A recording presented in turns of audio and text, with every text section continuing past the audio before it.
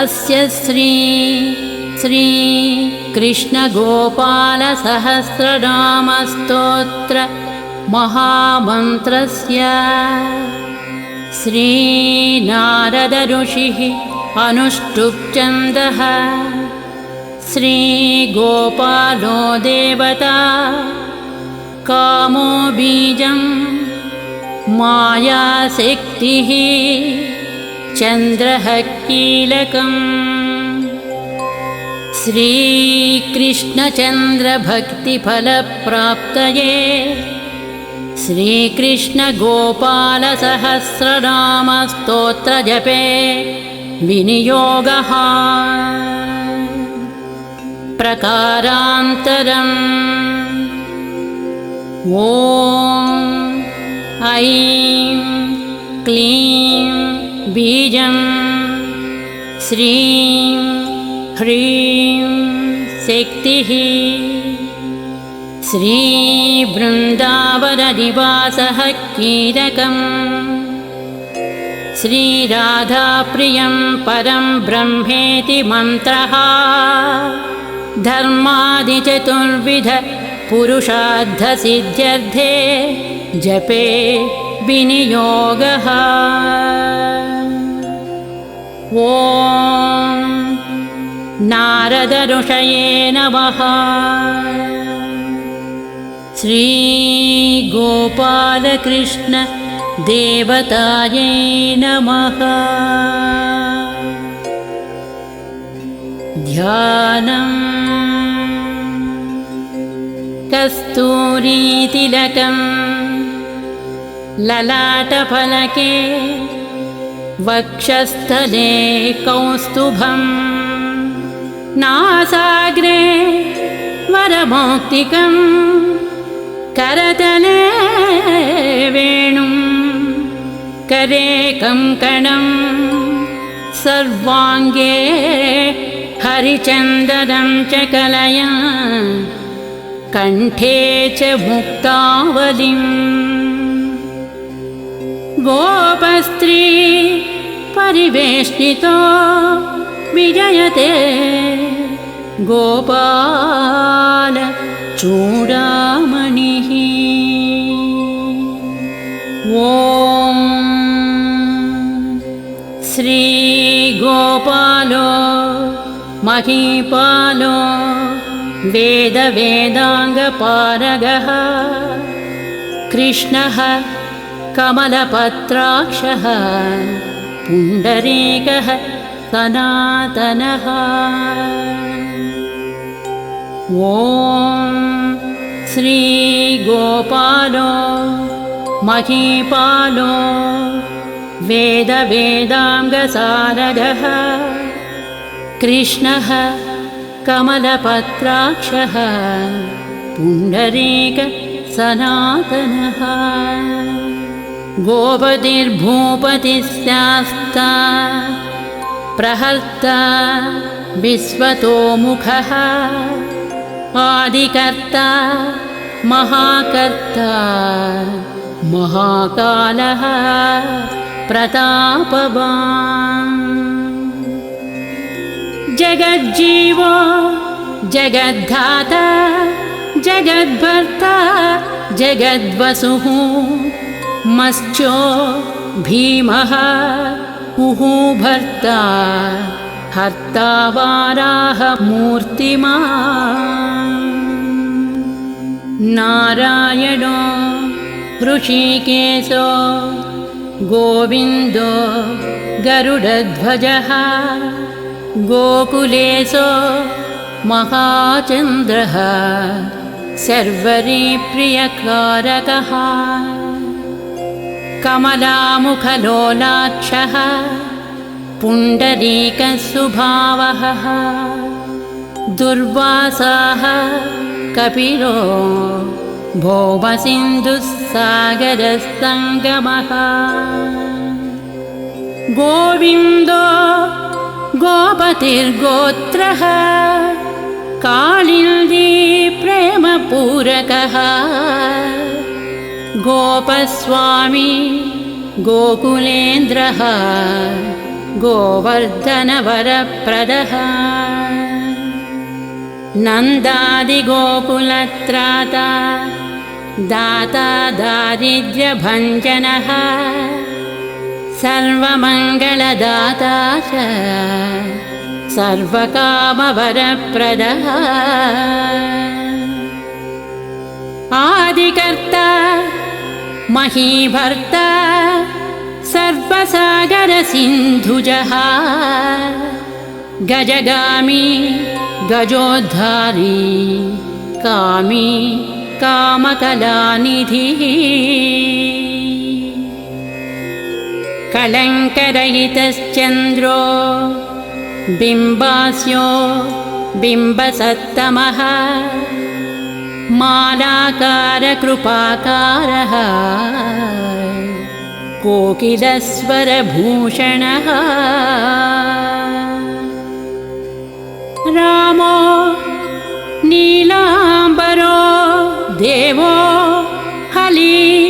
द्विवदमर्दनः सहस्राक्षपुरीभेत्ता महामारी विनाशनः शिवः शिवतमोभ्येत्ता बलारातिप्रपूजकः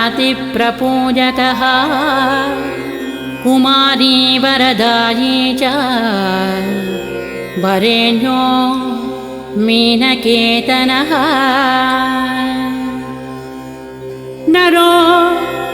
नारायणो धीरो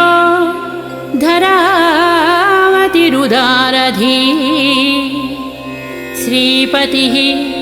श्रीनिधिः श्रीमान् मापतिः प्रतिराजः बृन्दापतिः कुलं ग्रामी धाम ब्रह्म सनातनः रेवतीरमणो रामः प्रियश्चञ्चललोचनः रामायणशरीरश्च रामो रामः श्रियः पतिः सर्वरः सर्वरी सर्वः सर्वत्र शुभदायकः राधा राधयिता राधी राधाचित्तप्रमोदकः राधारतिसुखोपेतो राधामोहनतत्परः राधावशीकरो राधाहृदयाम्बोजषट्पदः राधालिङ्गनसम्मोदो राधानर्तनकौतुकः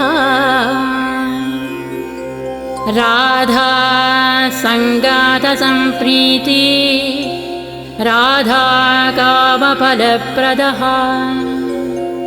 बृन्दापतिः कोकनिधिः कोकशोकविनाशनः चन्द्रापतिः चन्द्रपतिः चण्डकोदण्डभञ्जनः रामो दाशरथी रामो भृगुवंशसमुद्भवः रामो दाशरथी रामो भृगुवंशसमुद्भवः आत्मा रामो जितक्रोधो मोहो मोकान्धभञ्जनः वृषभानुभवो भावी काश्यपिः करुणानिधिः कोलाहलो हलो हाली हली हलधरप्रियः राधामुखाब्जमार्ताण्डो भास्करो रविजो विधुः विधिर्विधाता वरुणो वारुणो वारुणीप्रियः रोहिणी हृदयानन्दी वसुदेवात्मजो बलिः नीलाम्बरो रौहिणेयो जरासन्धवधोमलः नागो जवाम्भो विरुदो वीरः वरदो बली गोपदो विजयी विद्वान् सिपिविष्टः सनातनः परशुरामवचोग्राही वरग्राही शृगालः धमघोषोपदेष्टा च रथग्राही सुदर्शनः वीरपत्नी यशस्त्राता जराव्याधि विघातकः द्वारकावास तत्त्वज्ञो हुतासनवरप्रदः यमुनावेगसंहारी नीलाम्बरधरः प्रभुः विभुः सरासरो धन्वी गणेशो गणनायकः लक्ष्मणो लक्षणो लक्षो रक्षो वंशविनाशकः वामनो वामनीभूतो वमनो वमनारुहः यशोदानन्दनः कर्ता यमलार्जुनमुक्तिदः उलूखली महामानो दामबद्धा त्वयि शमी भक्तानुकारी भगवान् केशवः अचलधारकः केशिः मधुः मोही वृषासुरविघातकः अघासुरविघाती च पूतना मोक्षदायकः कुब्जा विनोदी भगवान् कंसमृत्युर्महामुखी अश्वमेधो वाजपेयो गोमेधो नरमेधवान् कन्दर्पकोटिलावण्यः चन्द्रकोटिसुशीतलः रविकोटिप्रतीकासो वायुकोटिमहाबलः ब्रह्मा ब्रह्माण्डकर्ता च कमलावाञ्छितप्रदः कमली कमलाक्षश्च कमलामुखलोलुपः कमलाव्रतधारी च कमलाभः पुरन्दरः सौभाग्याधिकचित्तश्च महामायी मदोत्कटः ताटकारी सुरत्राता मारीचक्षोभकारकः विश्वामित्रप्रियो दान्तो रामो राजीवलोचनः लङ्काधिपकुलध्वंसी विभीषणवरप्रदः सीतानन्दकरो रामो वीरो वारिधिबन्धनः खरदूषणसंहारी साकेतपुरवासवान् चन्द्रावलिपतिः कूलः केशिकंसवधोवरः माधवो मधुः माध्वी माध्विको माधवी विभुः मुञ्जाटवी गाहमानो धेनुकारिर्दशात्मजः वंशीवटविहारी च गोवर्धनवनाश्रयः तथा तालवनोद्देशी भाण्डीरवनशङ्करः तृणावर्तकृपाकारी वृषभानुसुतापतिः राधाप्राणसमो राधावदनाब्जमधुकटः गोपीरञ्जनदैवज्ञो लीलाकमलपूजितः क्रीडा कमलसन्दोः गोपिका प्रीतिरञ्जनः रञ्जको रञ्जनो रङ्गो रञ्जी रञ्जमहीरुहः कामः कामारिभक्तश्च पुराणपुरुषः कविः नारदो देवलो भीमो बालो बालामुखाम्बुजः अम्बुजो ब्रह्मसाक्षी च योगी दत्तवरो मुनिः वृषभः पर्वतो ग्रामो नदीपवनवल्लभः पद्मनाभः सुरज्येष्ठो ब्रह्मरुद्रो हि भूषितः गणानां त्राणकर्ता च गणेशो ग्रहिणो ग्रही गणाश्रयो गणाध्यक्षो क्रोडीकृतजगत्त्रयः यादवेन्द्रो द्वारकेन्द्रो मधुरावल्लभोधुरी भ्रमरः कुन्तली कुन्ती सुतरक्षी महामनाः यमुना वरदाता च काश्यपस्य वरप्रदः शङ्खचूडवदोद्धामो गोपीरक्षणतत्परः पाञ्चजन्यकरो रामी त्रिरामी वनजोजयः फाल्गुनः फल्गुनसखो विराधवदकारकः रुक्मिणी प्राणनाथश्च सत्यभामा प्रियङ्करः कल्पवृक्षो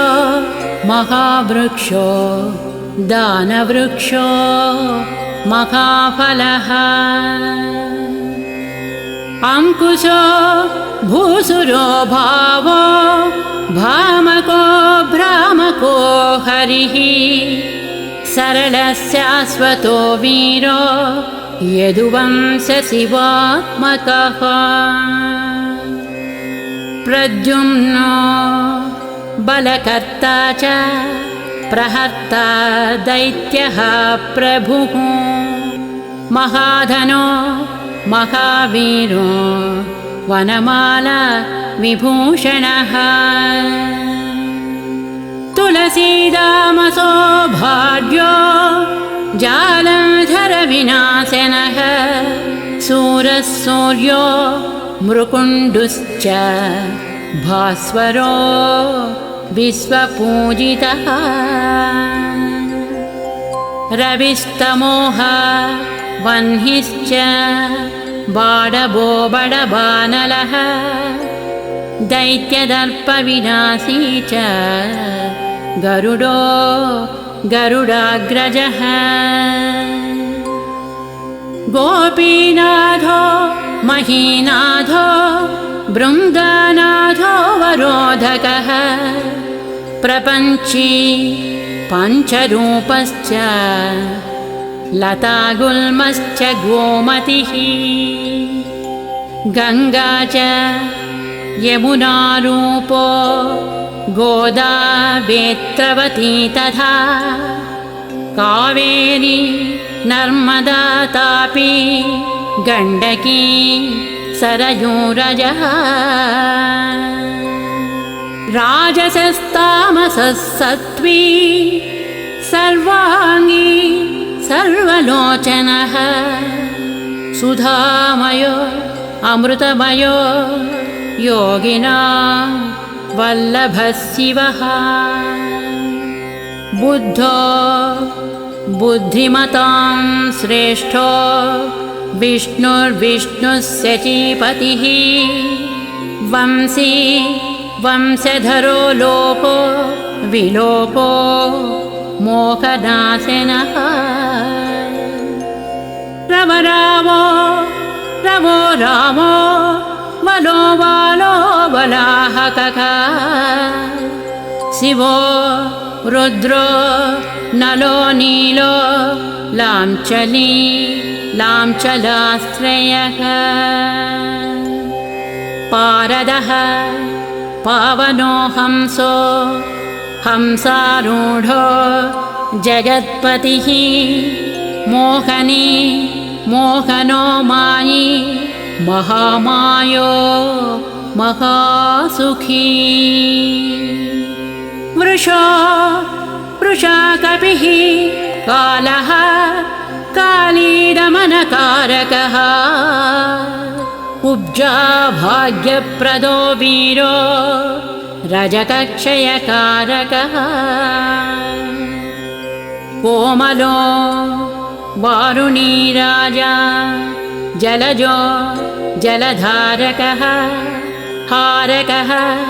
सर्वपापघ्नः परमेष्ठी पितामहः खड्गधारी कृपाकारी राधारमणसुन्दरः द्वादशारण्यसंभोगी शेषनागफणालयः कामस्यामः सुखश्रीदः श्रीपतिः श्रीनिधिः कृतिः हरिर्हरो नरो नारो नरोत्तमयिषुप्रियः गोपालचित्तहर्ता च कर्ता संसारतारकः आदिदेवो महादेवो गौरी गुरुरनाश्रयः साधुर्मधुर्विधुर्धाता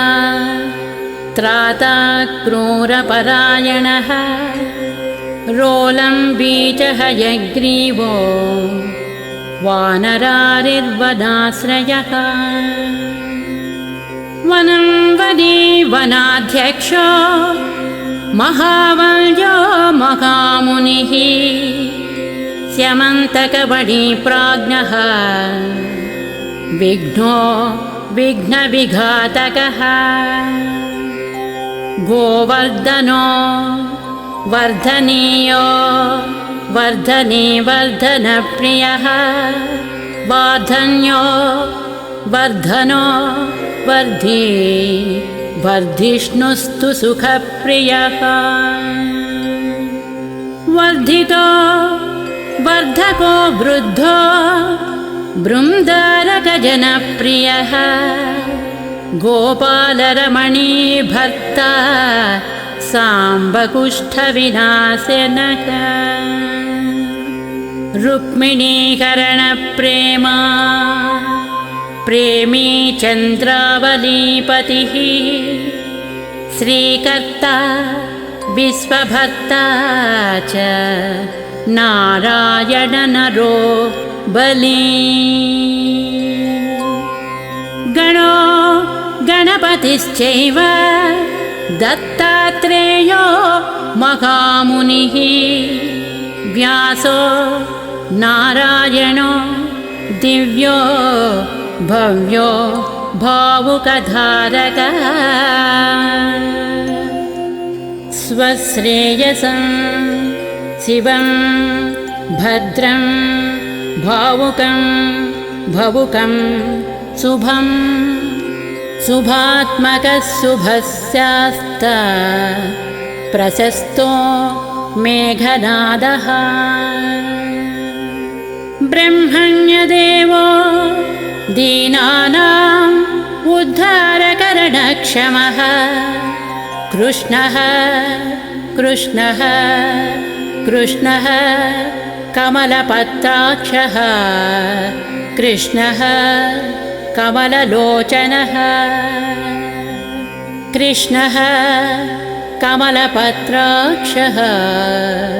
कृष्णः कमललोचनः कृष्णः कामी सदा कृष्णः समस्तप्रियकारकः नन्दो नन्दी महानन्दी मादी मादनकः किली मीली हिली गिली गोली गोलो गोलालयो गुली गुग्गुली मारकी साखी वटः पिप्पलकः कृती म्लेच्छः कालहर्ता च यशोदा यशयेव च अच्युतः केशवो विष्णुः हरिः सत्यो जनार्दनः हंसो नारायणो नीलो लीनो भक्तिपरायणः जानकीवल्लभो रामो विरामो विषनाशनः सिंहभानुर्महाभानुः वीरभानुर्महोदधिः समुद्रोऽब्धिरकूपारः पारावारस्तरित्पतिः गोकुलानन्दकारी च प्रतिज्ञापरिपालकः सदा रामः कृपारामो महारामो धनुर्धरः पर्वतः पर्वताकारो गयो गेयो द्विजप्रियः कमलास्वतरो रामो रामायणप्रवर्तकः द्वौर्द्विवो दिवसो दिव्यो भव्यो भागी भयावहः पार्वती भाग्यसहितो भर्ता लक्ष्मी सहायवान् विलासी साहसी सर्वी गर्वी गर्वितलोचनः सुरारिन् लोकधर्मज्ञो जीवनो जीवनान्तकः यमो यमारीर्यमनो यमी यमविघातकः वंसुली पांसुली पांसुः पाण्डुरर्जुनवल्लभः ललिता चन्द्रिका माला माली मालाम्बुजाश्रयः अम्बुजाक्षो महायक्षो दक्षश्चिन्तामणिप्रभुः मणिर्दिनमणिश्चैव केदारो बदरीश्रयः बदरीवनसम्प्रीतो व्यासः सत्यवतीसुतः अमरारि निहन्ता च सुधासिन्धुविधूदयः चन्द्रो रविः शिवः शूली चक्री चैव गदाधरः श्रीकर्ता श्रीपतिः श्रीधः श्रीदेवो देवकीसुतः श्रीपतिः पुण्डरीकाक्षः पद्मनाभो जगत्पतिः श्रीकर्ता श्रीपतिः श्रीदः श्रीदेवो देवकीसुतः श्रीपतिः पुण्डरीकाक्षः पद्मनाभो जगत्पतिः वासुदेवो प्रमेयात्मा केशवो गरुडध्वजः नारायणः परन्धाम देवदेवो महेश्वरः चक्रपाणिः कलापूर्णो वेदवेद्यो दयानिधिः भगवान् सर्वभूतेषु गोपालः सर्वपालकः अनन्तो निर्गुणो नित्यो निर्विकल्पो निरञ्जनः निराधारो निराकारो निराभासो निराश्रयः पुरुषः प्रणवातीतो मुकुन्दः परमेश्वरः क्षणावनिः सार्वभौमो वैकुण्ठो भक्तवत्सलः विष्णुर्दामोदरः कृष्णो माधवो मधुरापतिः देवकी गर्भसम्भूतो यशोदावत्सलो हरिः शिवः सङ्कर्षणः शम्भुर्भूतनाथो दिवस्पतिः अव्ययः सर्वधर्मज्ञो निर्मलो निरुपद्रवः निर्वाणनायको नित्यो नीलजीभूतसन्निभः कलाक्षयश्च सर्वज्ञ कमलारूपतत्परः हृषीकेशः पीतवासा वसुदेवप्रियात्मजः नन्दगोपकुमारार्यो नवनीताशनो विभुः पुराणः पुरुषश्रेष्ठः शङ्खपाणिः सुविक्रमः अनिरुद्धश्चक्रधरः साम्यपाणिश्चतुर्भुजः गदाधरः सुरार्तिघ्नो गोविन्दो नन्दकायुधः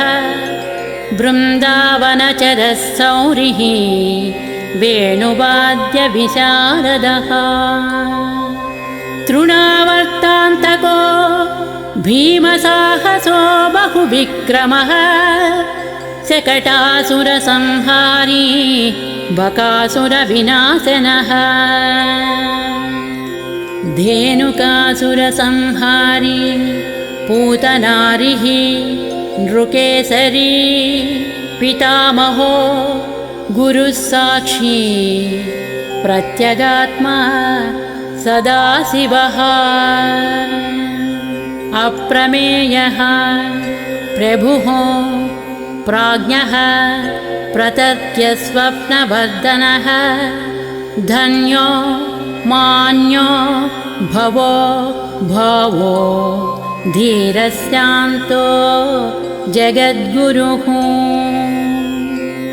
अन्तर्यामीश्वरो दिव्यो दैवज्ञो देवसंस्तुतः क्षीराब्धिशयनो धाता लक्ष्मीवान् लक्ष्मणाग्रजः धात्रीपति अमेयात्मा चन्द्रशेखरपूजितः लोकसाक्षी जगच्चक्षुः पुण्यचारित्रकीर्तनः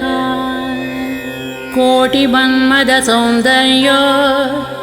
जगन्मोहनविग्रहः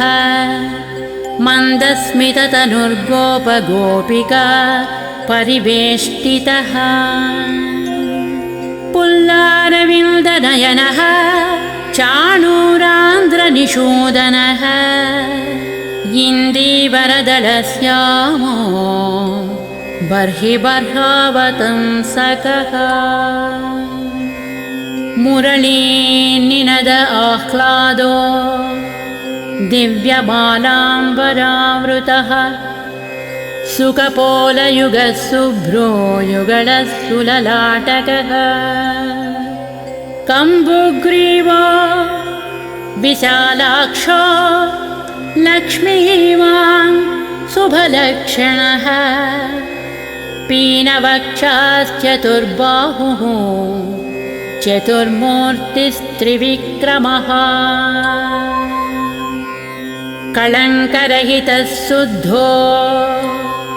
दुष्टशत्रुनिबर्हणः किरीटकुण्डलधरः कटकाङ्गदमण्डितः मुद्रिकाभरणोपेतः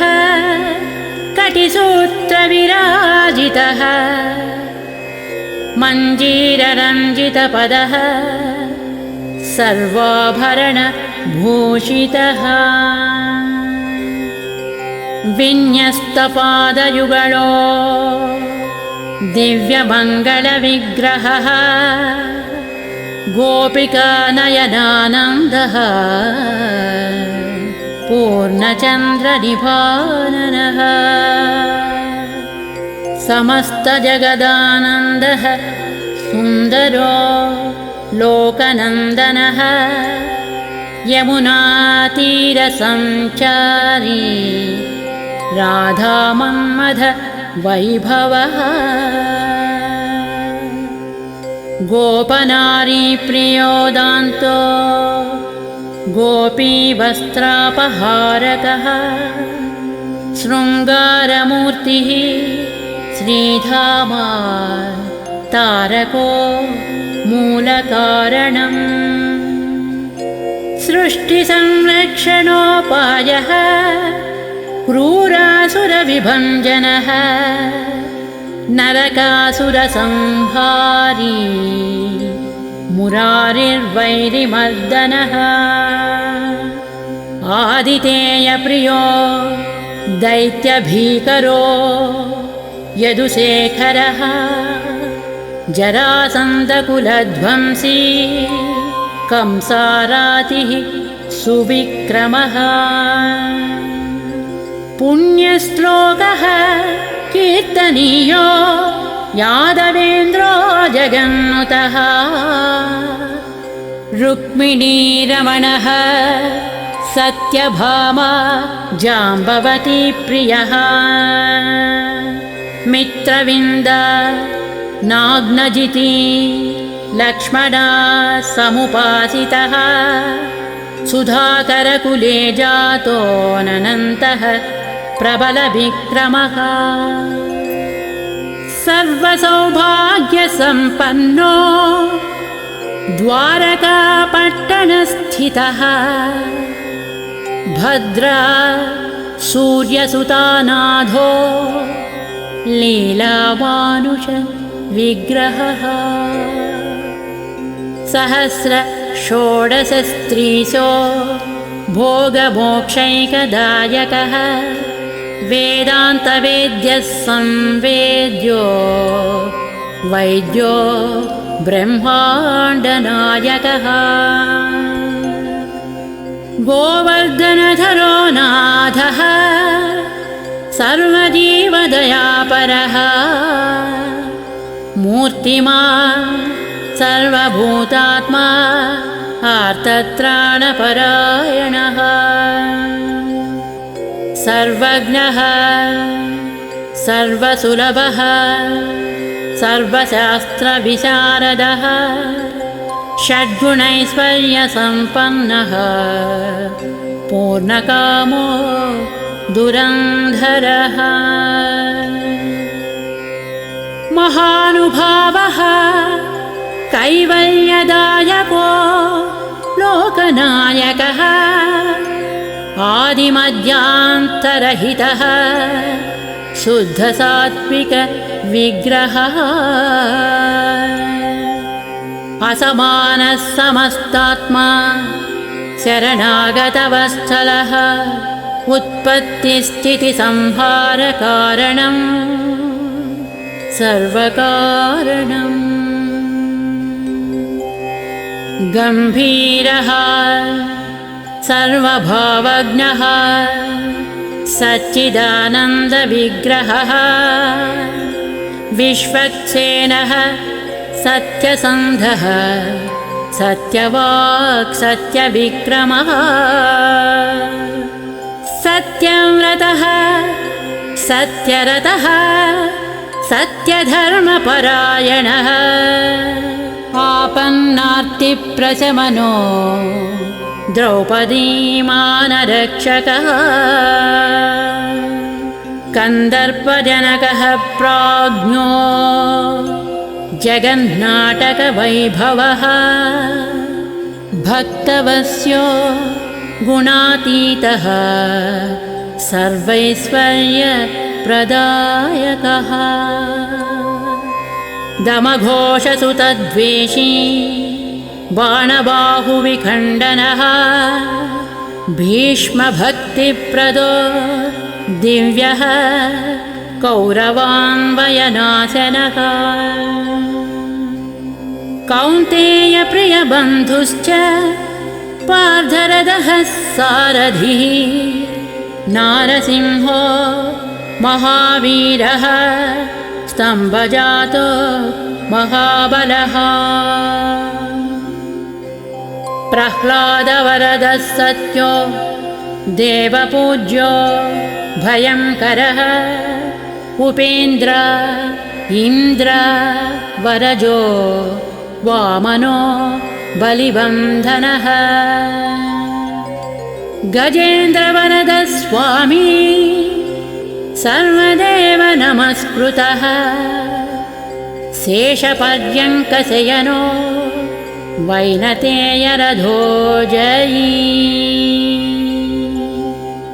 अव्याहतबलैश्वर्यसम्पन्नः पूर्णमानसः योगीश्वरेश्वरः साक्षी क्षेत्रज्ञो ज्ञानदायकः योगिहृत्पङ्कजावासो योगमायासमन्वितः नादबिन्दुकलातीतः चतुर्वर्गफलप्रदः सुषुम्नामार्गसञ्चारी देहस्यान्तरसंस्थितः देहेन्द्रियमनः प्राणसाक्षी चेतः प्रसादकः सूक्ष्मः सर्वगतो देही ज्ञानदर्पणगोचरः तत्त्वत्रयात्मको व्यक्तः कुण्डली समुपाश्रितः ब्रह्मण्यः सर्वधर्मज्ञः शान्तो दान्तो गतक्लमः श्रीनिवासः सदानन्दो विश्वमूर्तिः महाप्रभुः सहस्रशीर्षा पुरुषः सहस्राक्षः सहस्रपात् समस्तभुवनाधारः समस्तप्राणरक्षकः समस्तः सर्वभावज्ञो गोपिका प्राणवल्लभः नित्योत्सवो नित्यसौख्यो नित्यश्री नित्यमङ्गलम् व्यूहार्चितो जगन्नाथः श्रीवैकुण्ठपुराधिपः पूर्णानन्दघनीभूतो गोपवेशधरो हरिः कलापकुसुमश्यामः कोमलस्यान्तविग्रहः गोपाङ्गनावृतो अनन्तो बृन्दावनसमाश्रयः वेणुनादरतश्रेष्ठो देवानां हितकारकः जलक्रीडा समासक्तो नवनीतस्य तस्करः गोपालकामिनीजारः चोरजारशिखामणिः परं ज्योतिः पराकाशः परावासः परिस्फुटः अष्टादशाक्षरो मन्त्रो व्यापको लोकपावनः सप्तकोटिमहामन्त्रः शेखरो देवशेखरः विज्ञानज्ञानसन्धानः तेजोराशिजगत्पतिः भक्तलोकप्रसन्नात्मा भक्तमन्दार विग्रहः भक्तदारिद्र्यशमनो भक्तानां प्रीतिदायकः भक्तादीनमनाः पूज्यो भक्तलोक शिवङ्करः भक्ताभीष्टप्रदः सर्वभक्तागौघनिकृन्तकः अपारकरुणासिन्धुः भगवान् भक्ततत्परः इति श्री गोपालकृष्णनाम्नां सहस्रमीरितम् इति श्री राधिकानाथ नाम्नां सहस्रमीरितम् स्मरणात् पापराशीनां खण्डनं मृत्युनाशनम् वैष्णवानां प्रियकरं महादारिद्र्यनाशनं ब्रह्महत्या सुरापानं परस्त्रीगमनं तथा परद्रव्यापहरणं परद्वेषसमन्वितं मानसं वाचिकं कायं यत्पापं पापसम्भवं सहस्रनाम पठनाः सर्वे नश्यन्ति तत्क्षणात् महादारिद्र्ययुक्तो वै वैष्णवो विष्णुभक्तिमान् कार्तिक्यां यः पठेद्रातौ शतमष्टोत्तरं क्रमात् पीताम्बरधरो धीमा सुगन्धी पुष्पचन्दनैः पुस्तकं पूजयित्वा च नैवेद्यादिभिरेव च राधाधान्याङ्कितो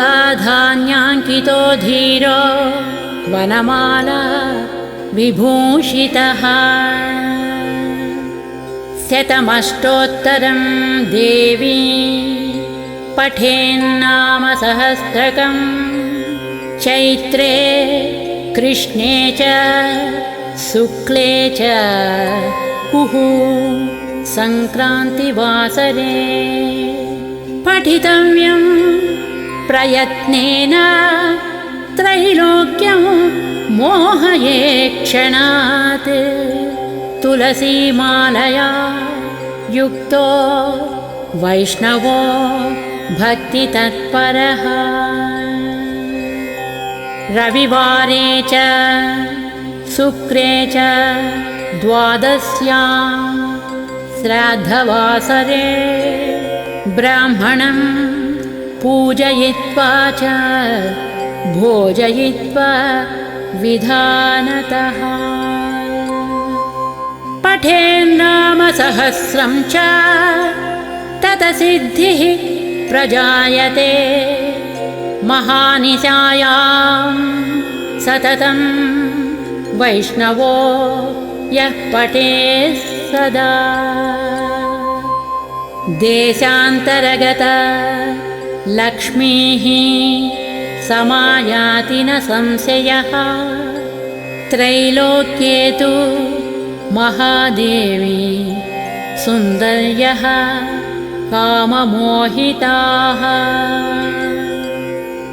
मुग्धा स्वयं समायान्ति वैष्णवं च भजन्ति ताः रोगी रोगात् प्रमुच्येत बद्धो मुच्येत बन्धनात् गर्भिणी जनयेत् पुत्रं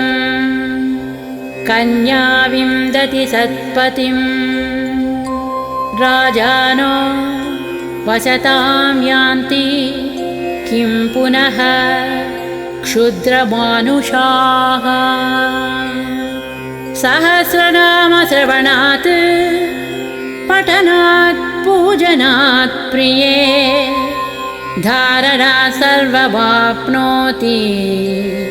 वैष्णवो नात्र संशयः वंशीवटे च व्यवटे तथापि पलकेधवा कदम्बपादपतले श्रीगोपालस्य सन्निधौ यः पठेद्वैष्णवो नित्यं स याति हरिमन्दिरं कृष्णेनोक्तं राधिकायै तया प्रोक्तं पुरा शिवे नारदाय मया प्रोक्तं नारदेन प्रकाशितः मया तव वरारोहे प्रोक्तमेतत् सुदुर्लभम् गोपनीयं प्रयत्नेन न प्रकाश्यं कदाचन शठाय पापिने चैव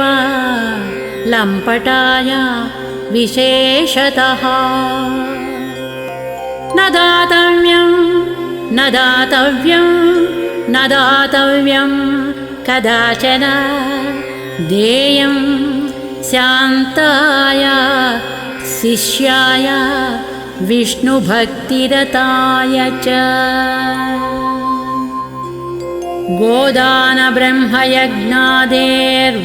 गोदानब्रह्मयज्ञादेर्वाजपेयशतस्य च अश्वमेधसहस्रस्य फलं पाठे भवेद्ध्रुवम् मोहनं स्तम्भनं चैव मारणोच्चाटनादिकं यद्यद्वाञ्छति चित्तेन तत्तत् प्राप्नोति वैष्णवः एकादश्या नरस्नात्वा सुगन्धद्रव्यतैलकैः आहारं ब्राह्मणे दत्त्वा दक्षिणां स्वर्णभूषणं ततः प्रारम्भकर्तासौ सर्वं प्राप्नोति मानवः शतावृत्तसहस्रं च यः पठेत् वैष्णवो जनः श्री बृन्दावनचन्द्रस्य प्रसादात् सर्वमाप्नुयात् यद्गृहे पुस्तकं देवी पूजितं चैव तिष्ठति न मारी न च दुर्भिक्षं नोपसर्गभयं क्वचित् सर्पादिभूतयक्षाद्या नश्यन्ते नात्र संशयः श्रीगोपालो महादेवी वसेत्तस्य गृहे सदा यद्गृहे च सहस्रं च नाम्नां तिष्ठति पूजितम् श्रीगोपालो महादेवी वसेत्तस्य गृहे सदा यद्गृहे च सहस्रं च नाम्नां तिष्ठति पूजितम् इति श्रीसम्मोहनतन्त्रे हरगौरी संवादे श्रीगोपालकृष्ण सहस्रनामस्तोत्रं समाप्तम्।